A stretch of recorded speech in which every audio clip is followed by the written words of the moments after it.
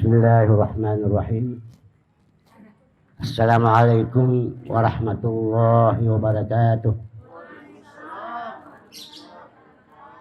Alhamdulillahirabbil alamin. Wassalatu wassalamu ala asyrafil anbiya'i wal mursalin sayyidina wa maulana Muhammadin wa ala alihi wa sahbihi ajma'in. Wa hasbunallah wa ni'mal wakil, ni'mal maula wa ni'man nasir, la haula wa la quwwata illa billahil aliyil azim. Amma ba'd, yang saya hormati, saya banggakan dan saya cintai, yang pertama adalah istriku yang tercinta, kemudian saudara-saudara dan anak-anakku serta kemenakan dan cucu yang insya Allah kita semua dirahmati oleh Allah Subhanahu wa ta'ala. Alhamdulillah wa syukurillah, puji syukur kita panjatkan kehadirat ilahi Rabbi atas segala nikmatnya yang diberikan kepada kita semua, terutama nikmat iman wal Islam, nikmat panjang umur, nikmat kesehatan, sehingga pada malam yang berbahagia ini Allah mentakdirkan kita berada kembali bersama-sama di rumah ini dalam rangka melanjutkan tausiah kita, di mana malam ini insya Allah materinya akan saya sampaikan, yaitu berjudul tentang takdir dan dilanjutkan dengan masalah mandi, di mana pada pertemuan lalu kita telah memberikan materi yaitu tentang masalah air. Sekarang ini materi pokok kita adalah masalah mandi. Alhamdulillah kita semua berada dalam keadaan sehat walafiat. Salam dan salawat kita persembahkan kehadiran Nabiullah Muhammad sallallahu alaihi wasallam. Allahumma salli wa sallim alaihi. Nabi mengatakan, barang siapa yang mendengarkan disebut namaku dan tidak bersalawat kepadaku, maka dia termasuk orang yang kikir. Jadi saya sarankan kepada anak-anakku, saudara-saudaraku, cucu-cucuku, kalau ada yang bersalawat dengan disebut nama Rasulullah, maka ucapkanlah Allahumma salli wa sallim alaihi. Hadirin yang saya hormati, yang pertama yang ingin saya sampaikan yaitu mengenai suatu peristiwa atau dalam istilah sejarah pada masa Nabi Musa alaihissalam. Ya. Pada waktu itu, pada zaman Nabi Musa, ada dua orang keluarga suami istri yang mempunyai seorang putra. Ya. Mereka berdua ini mau mengetahui bagaimana keadaan anaknya kelak nanti kalau dia sudah dewasa. Nah. Pada waktu itu mereka sepakat, mari kita bawa anak kita ke rahib. Itu sejak dulu itu pada masa Nabi Musa itu rahib istilahnya. Sekarang ini Islam itu ulama. Ya. Maka berangkatlah suami istri ini bersama anaknya untuk ke rahib itu, menanyakan bagaimana keadaan anaknya nanti kalau sudah dewasa. Ya. Maka begitu jalan menuju ke rumah si rahib, bertemu dengan rahib, maka dikemukakanlah maksud daripada kedua suami istri ini menghadap ke rahib. Wahai rahib, saya datang ini mau menanyakan, ini anak saya, ya kebetulan anaknya ada di sampingnya. Saya mau mengetahui bagaimana keadaan anak saya ini kelak nanti kalau sudah dewasa. Nah, jawaban daripada rahib mengatakan bahwa berikan waktu saya 3 hari untuk engkau datang lagi kembali. Nanti saya akan berikan jawaban. Nah, singkat cerita, pulang kembali kedua suami istri dengan anaknya, dan sementara rahib mengutus jinnya untuk melihat keadaan anak ini di Lauh Mahfuz. Nah, itulah Mahfuz itu adalah suatu catatan, papan catatan yang apa namanya, yang diciptakan oleh Allah untuk semua makhluknya. Semua yang ada di bumi itu sudah ada takdirnya semua. Apa namanya, papan yang tidak apa namanya, tidak bisa dirubah-rubah lagi kecuali Allah yang akan merubah. Jadi tertulis di situ semua makhluknya Allah dan apa yang menjadi ciptaan Allah itu sudah ada semua di situ. Ya. Apakah itu kematiannya, surat nikahnya, untung atau rugi, isi surga atau neraka, suaminya bagaimana, apakah suaminya orang saleh, istrinya apakah orang saleh, dan seterusnya. Semua sudah ada catatan oleh Mahfuz, termasuk ajalnya. Nah, jadi pada waktu itu jin masih bisa bebas diatur oleh Mahfuz sebelum diciptakannya Nabiullah Muhammad SAW. Masih bebas diatur oleh Mahfuz untuk menguping, mendengarkan percakapan-percakapan para malaikat dan bisa menyaksikan bagaimana keadaan manusia mulai masa pertama sampai terakhir di rahim Mahfuz.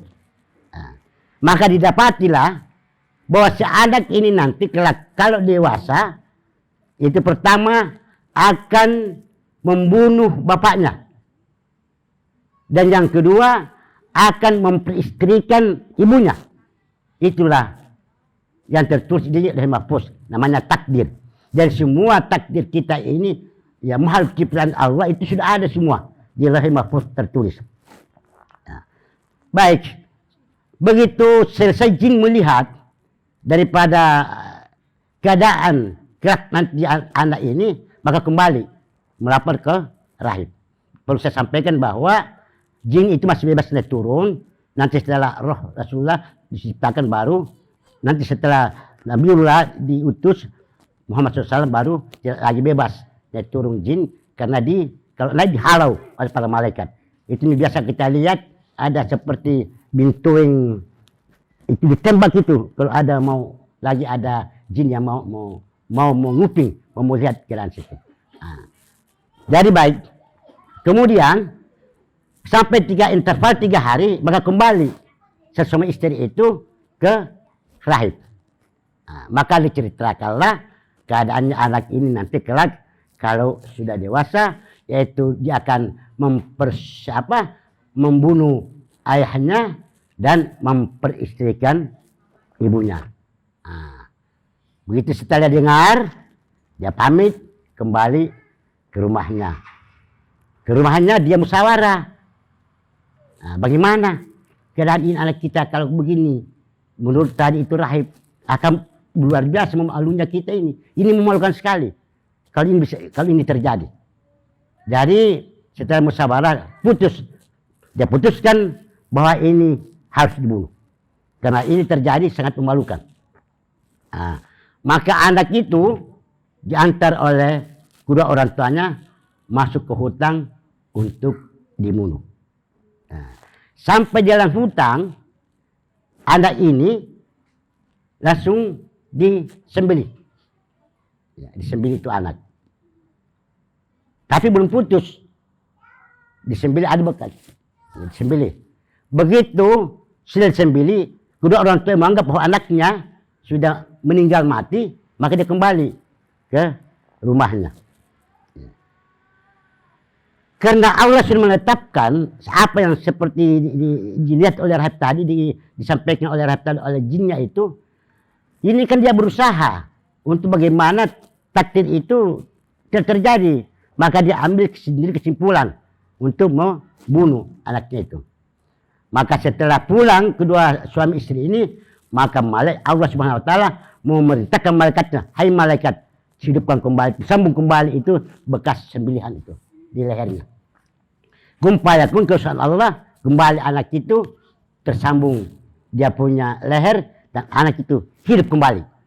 Ya, cuman ada bekas gesekan di lehernya. Maka anak itu tinggal sendirian di dalam hutan. Masih kecil itu anak. Dia hidup sendirian dalam hutan. Kemudian begitu beberapa tahun kemudian, beberapa bulan kemudian datang seorang pencari kayu. Ya, mencari kayu di hutan. Terus dia mendengarkan suara tangisan. Maka si pencari kayu ini cari di mana tangisan itu, sampai ketemu dengan anak itu. Maka anak itu diambil oleh pencari kayu itu yang di hutan, kembali ke rumahnya dan anak itu dipelihara. Dipelihara sampai remaja. Ya. Nah, pencari kayu ini karena terdesak ekonominya, maka dia berinisiatif, berencanakan untuk menjual anak ini ke pasar. Ya. Jadi dulu masih ada setelah budak, ya, masih bisa jual beli orang. Ya. Kemudian suami istri ini membawa anak kita, kemudian pencari kayu ini membawa ke pasar. Nah, kebetulan yang dua suami istri ini, dan adalah bapaknya dan ibunya, tidak ada lagi keturunannya, tidak ada lagi anaknya. Padahal dia orang yang sangat kaya, orang banyak kebunnya, banyak hartanya. Maka satu saat berembuk suami istri ini untuk mencari pembantu, ya, untuk mencari pembantu untuk menjaga hartanya suami istri ini. Apalagi banyak pencuri waktu itu, banyak buah-buahannya di kebunnya itu yang dicuri oleh pencuri, diambil oleh pencuri. Nah, maka sepakat berangkat ke pasar. Sampai di pasar, kebetulan ketemu dengan tukang penjual kayu ini itu menjual anak itu. Nah, jadi anak tidak mengetahui bahwa ini adalah kedua orang tuanya, orang tua juga tidak mengetahui bahwa itu adalah anaknya karena masih kecil. Jadi, maka tawar menawar, jadilah anak itu diambil, dibeli oleh suami istri. Ya, nah itu anak itu sendiri dibeli, tapi tidak saling mengetahui. Anak tidak mengetahui bahwa itu adalah orang tuanya, orang tua juga tidak mengetahui itu adalah anaknya. Diambillah ke rumahnya, dipekerjakan di situ, nah, mengurus, dipercaya di situ, mengurus dagangan, mengurus kebun dan sebagainya.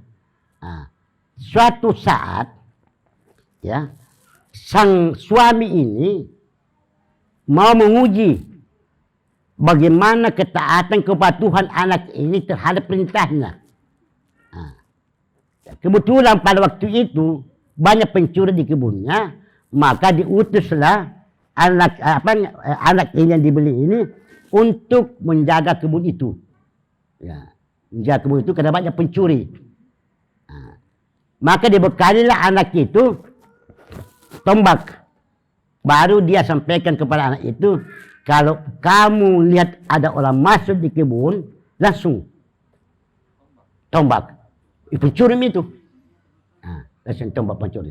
Nah, sang suami ini mau menguji ketaatan anak ini terhadap perintahnya, maka dia masuk ke kebun itu untuk mencek. Sampai masuk di kebun itu, karena sesuai perintahnya tadi, ini anak ini sesuai perintah tuannya, kalau sudah ditanya dan tidak menyaut, tombak sudah pencuri itu. Nah, begitu masuk itu tadi tuannya, maaf, langsung ditombak. Begitu ditombak langsung mati. Nah, begitu saksa ditombak itu tadi tuannya, yang tidak tahu itulah tuannya, dianggap bahwa itu pencuri, maka saya kembali ke rumah tuannya. Untuk apa? Untuk melapor bahwa pencuri saya sudah bunuh. Maka sang istri heran, kaget. Barusan tuanmu itu ke sana. Ya, nanti dia yang kau tembak. Begitu. Ayo kita ke sana lihat di kebun itu. Kita lihat. Sepatah betul kau punya tuan kau tembak. Ternyata betul sampai di sana didapati bukan pencuri itu tapi tuannya yang ditombak. Sudah terbukti ini. Apa itu? Terapkan di Allah di oleh mahfuz pasti akan terjadi.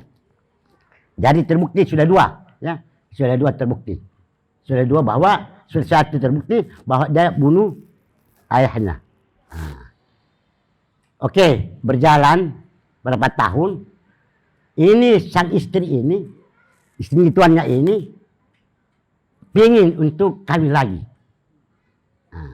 Maka dia sampaikan keluarganya, maksudnya untuk kawin lagi karena suaminya sudah meninggal itu. Maka keputusan keluarga bahwa, kenapa kamu bodoh begitu? Itu kan sudah ada, yang kamu sudah percaya selama ini. Ya, yang tinggal kau pelihara yang tinggal di rumah itu saja kau nikahi, peristrikan, persuamikan. Ya, maka disingkat cerita kawin. Jadi anak ini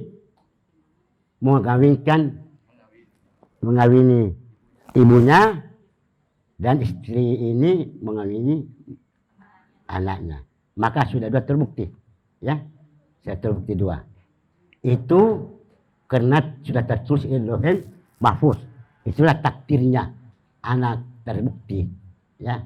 Tapi perlu diingat bahwa kadar itu, takdir itu bisa berubah.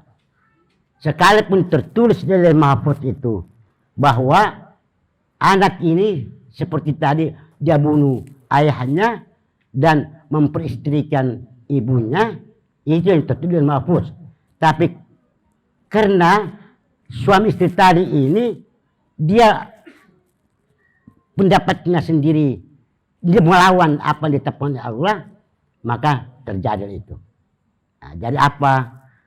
Pada saat dia kawin malam pertama sebagaimana pengantin baru, pengantin itu dia sang istri ini sementara bercumbu rayu dengan suaminya, sang istri ini tadi melihat ada bekas gesekan di lehernya. Disitulah sang istri ini dan ibunya mengingat kembali apa yang menjadi disampaikan oleh tadi rahib. Maka situ dia meraung, menangis. Kemudian sang suami ini heran, kenapa kau menangis wahai istriku? Istrinya bilang, sebetulnya kamu itu adalah anakku. Situ dia tahu bahwa dia itu adalah ibunya dan sang ibu baru mengetahui itulah anaknya, istrinya itu anaknya. Apa yang kita paham dalam kisah ini, sebagaimana tadi saya sampaikan bahwa apa yang tertulis di Lauhul Mahfuz itu takdir semua makhluknya Allah, semua yang terjadi dan akan datang dan sebelum terjadi itu sudah ada di Lauhul Mahfuz. Sebagaimana firman Allah, yamhu wa ma yasha wasbitu wa indal umul kitab. Allah menghapuskan apa yang dikehendaki dan menetapkan apa yang dikehendakinya, dan pada sisinya ada umul kitab. Jadi takdir di Lauhul Mahfuz itu masih bisa berubah, ya, tergantung dari manusianya, tergantung dari kita.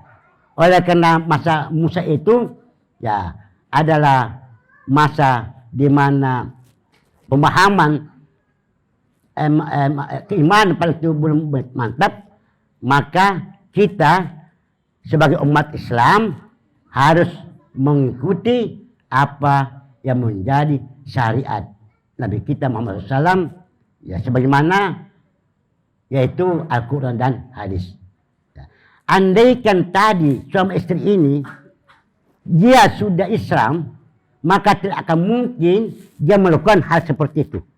Kenapa? Karena sudah ada petunjuk kita dalam Al-Quran hadis bahwa takdir itu masih bisa dirubah. Jadi Allah menetapkan takdir itu, Allah sendiri yang merubah takdir itu. Ya, jadi kita ini sebagai hamba Allah, umat Rasulullah SAW, karena kita tidak tahu bagaimana takdir kita akan datang, maka yang bisa merubah takdir di Lauh Mahfuz itu ada dua. Nah, ini kuncinya ini. Jadi ada dua. Yaitu yang pertama adalah la yaridul qada illa doa. Tidak ada yang bisa merubah takdir selain daripada doa. Yang kedua adalah wala yazidu fil umri. Fil umri illal birru. Tidak ada yang bisa memperpanjang umur selain silaturahmi. Nah, jadi ini ada dua ini. Karena kita tidak tahu takdir kita, maka perlu kita memperbanyak doa, kemudian memperbanyak silaturahmi supaya takdir yang tidak baik itu Allah akan merubah menjadi baik. Contoh misalnya di Lauh Mahfuz Haji Sandre umurnya 60 tahun. Itu Lauh Mahfuz itu tertulis. Tapi saya ini selalu melaksanakan perintah Allah, sholat misalnya, dan saya tidak lupa berdoa, mohon kepada Allah agar umur saya diperpanjang. Ya Allah, panjangkanlah umur saya. Ya. Bahkan sudah tertulis oleh Mahfuz 60 tahun. Maka bisa saja Allah merubah takdir itu 60 menjadi 90 tahun misalnya. Begitu juga dan Lauh Mahfuz itu si A misalnya diberikan tertulis itu miskin, dia orang miskin, tidak punya harta, tapi dia rajin sholat, berdoa kepada Allah Subhanahu Wa Taala dan hubungannya silaturahminya bagus, maka bisa takdirnya itu miskin kaya menjadi kaya karena doanya dan silaturahminya tadi. Jadi bapak-bapak, ibu-ibu, anak sekalian, oleh karena itu takdir kita belum tahu bagaimana ke depan, maka sekali lagi perbanyak berdoa kepada Allah Subhanahu Wa Taala dan menyambung silaturahim. Tadi itu saya sampaikan sebagaimana hadis Nabi ya, yang bisa memperpanjang, berubah takdir itu adalah doa dan silaturahmi. Nah, saya kira ini yang saya sampaikan tentang masalah kisah daripada sejarah pada masa Nabi Musa alaihissalam. Dan ini penting sejarah itu kita baca, kita pahami sebagaimana di dalam firman Allah mengatakan faksusil qasasa la'allahum yatafakkarun. Maka ceritakanlah kepada mereka kisah-kisah itu agar mereka berpikir. Surah Al-A'raf ayat 176. Jadi memang ada perintah untuk kita membaca sejarah-sejarah umat-umat yang terdahulu, ya. Karena Allah Subhanahu Wa Taala perintahkan untuk mempelajari kisah-kisah sejarah umat terdahulu, tujuannya agar kita bisa meneladani, mengikuti yang baik dan menghindari perbuatan-perbuatan yang tidak baik dari para umat-umat yang lalu. Dan ini banyak lagi hadis dan ayat yang menyinggung masalah tentang menceritakan atau mempelajari sejarah-sejarah kisah-kisah para nabi dan rasul yang pada masa-masa yang lalu. Jadi saya kira ini yang dapat kami sampaikan pada pertemuan ini, dan insya Allah pada pertemuan akan datang kita akan lanjutkan masalah mandi. Ya, saya minta kepada hadirin untuk menundukkan kepala, pusatkan perhatian kita, baru kita mulai zikir dan doa. Hayati kita punya lafaz zikir kita. Sebelum kita berzikir, kita mulai dulu membaca Fatihah untuk Rasulullah Muhammad Sallallahu Alaihi Wasallam. Kemudian Fatihah kedua, saya minta untuk berniat, terserah masing-masing, mohon kepada Allah. Innamal a'malu binniyati. Segala amal perbuatan ditentukan niatnya. Kita berniat apa menjadi kebutuhan kita kepada Allah Subhanahu wa taala, baru kita langsung membaca Fatihah. Nah, kemudian sebentar, kalau kita berdoa, saya berdoa dan membaca Fatihah terakhir, pada saat sampai kepada iyyaka na'budu, kepadamu lah aku menyembah, dan iyyaka na'budu wa iyyaka nasta'in, kepadamu ya Allah aku mohon, maka hentikan dulu berdoa situ dalam hati. Kemudian setelah itu baru sambung ihdinas siratal mustaqim dan seterusnya. Itu bebas, terserah. Ya, mintalah juga di situ. Iyyaka na'budu, kepadamu ya Allah aku menyembah beribadah, wa iyyaka nasta'in, dan kepadamu ya Allah aku memohon pertolongan. Minta di situ dalam hati. Setelah itu baru sambung ihdinas siratal mustaqim, siratal ladzina an'amta 'alaihim ghairil maghdubi 'alaihim waladdallin. Amin. Baik, kita mulai. Bila hadratin Nabi Mustafa Muhammadin sallallahu alaihi wasallam, syai'ul al-Fatihah. A'udzu minasyaitonir rajim. Alhamdulillahirabbil alamin. Iyyaka na'budu wa iyyaka nasta'in. Ihdinas siratal mustaqim. Siratal ladzina an'amta 'alaihim ghairil maghdubi 'alaihim waladdallin. Amin.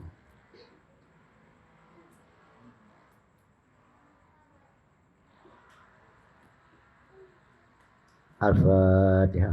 A'udzu billahi minasy syaithanir rajim.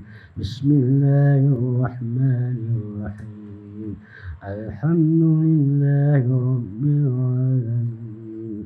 Ar-Rahmanir Rahim. Maliki yaumiddin.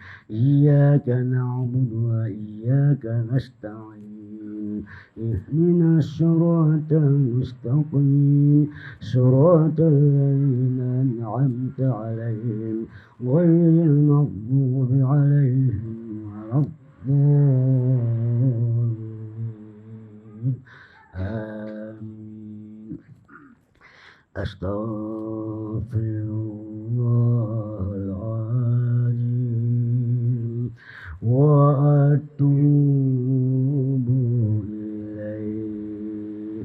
أستغفر الله العظيم وأتوب إليه. أستغفر الله العظيم وأتوب إليه. أستغفر الله العظيم وأتوب إليه.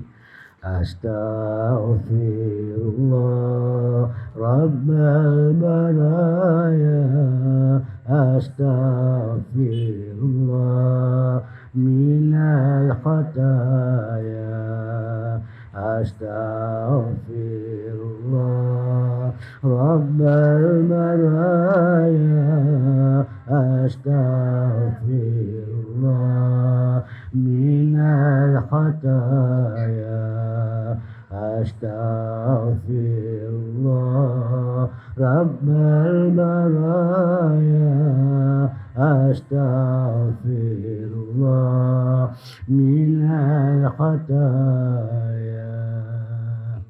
أفضل الذكر فاعلم أنه لا إله إلا الله.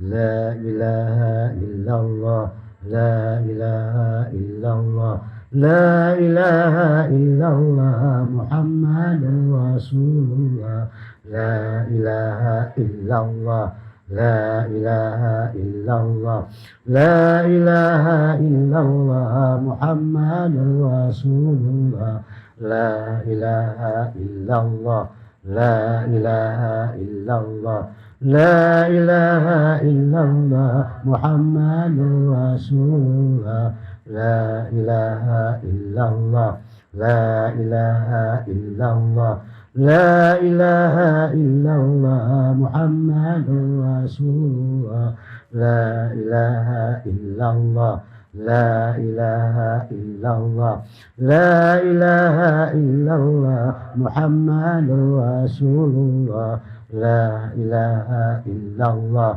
لا إله إلا الله لا إله إلا الله محمد رسول الله لا إله إلا الله لا إله إلا الله لا إله إلا الله محمد رسول الله لا إله إلا الله لا إله إلا الله لا إله إلا الله محمد رسول الله سبحان الله والحمد لله ولا إله إلا الله والله أكبر سبحان الله والحمد لله ولا إله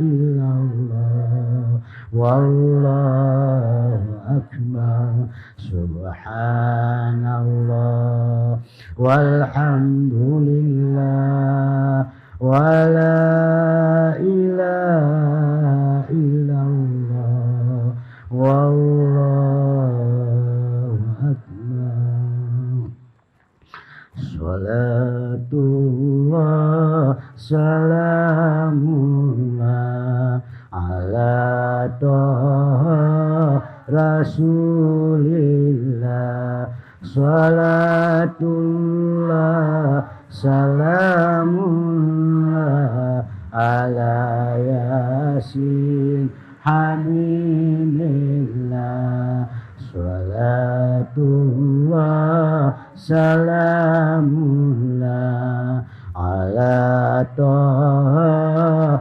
رسول الله صلاة الله سلام الله على ياسين حبيب الله صلى الله على محمد صلى الله عليه وسلم صلى الله على محمد صلى الله عليه وسلم صلى الله على محمد صلى الله عليه وسلم صلى الله على محمد صلى الله عليه وسلم صلى الله على محمد صلى الله عليه وسلم صلى الله على محمد صلى الله عليه وسلم صلاة الله سلام الله على طه رسول الله صلاة الله سلام الله على ياسين حبيب الله يا نبي سلام عليك يا رسول سلام سلام عليك يا حبيب سلام عليك salawatullah alaika ya Nabi salam alaika ya Rasul salam salam alaika ya Habib salam alaika salawatullah alaika. Amin ya Allah. Alhamdulillah rabbil alamin hamdan yuafi ni'amahu wa yukafi mazidah ya rabbana lakal hamd kama yanbaghi li jalali wajhikal karim wa li sultanik. Allahumma shalli ala sayyidina Muhammadin wa ala alihi wa sahbihi ajma'in. Rabbana ighfir lana wa li ikhwanina alladhina sabaquna bil iman wa la taj'al fi qulubina للذين آمنوا ربنا إنك رؤوف رحيم.